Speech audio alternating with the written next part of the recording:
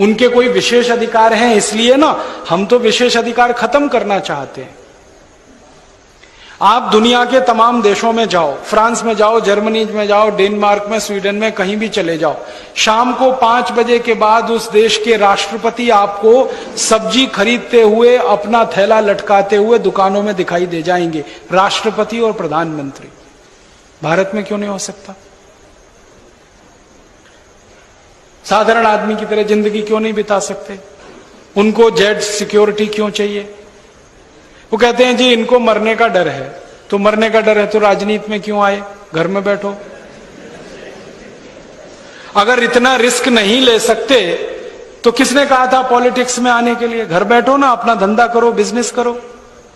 हमारे यहां तो जिन लोगों को मरने का डर नहीं था वही लोग राजनीति में आए थे। भगत सिंह, ऊधम सिंह, चंद्रशेखर, जिनको मरने का ही डर नहीं था, जवान जिंदगी को दांव पे लगा देने का डर नहीं था, वही पॉलिटिक्स में आए थे। तो आजादी के बाद मरने का डर क्या है? सिक्योरिटी पर इतना खर्चा क्यों? और मेरा एक ही कहना है कि अगर इन नेताओं ने किसी का कुछ बिगाड़ा नहीं तो इनको चिंता क्या मरने की? कोई मारेगा क्यों?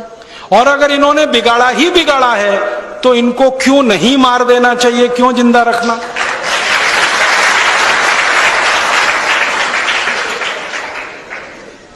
आप बताओ ना, किसी का कुछ बिगाड़ा नहीं तो आप चिंता क्यों कर रहे हो? भगवान आपकी रक्षा करेगा।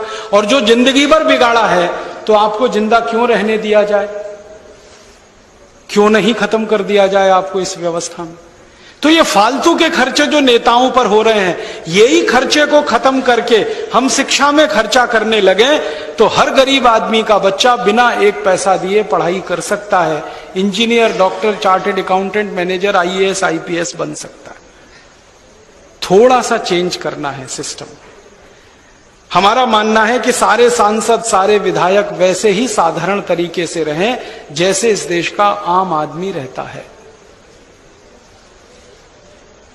क्योंकि वो उसके प्रतिनिधि हैं। वो करोड़पतियों के प्रतिनिधि नहीं है, वो आम आदमी के प्रतिनिधि है, गरीब आदमी के।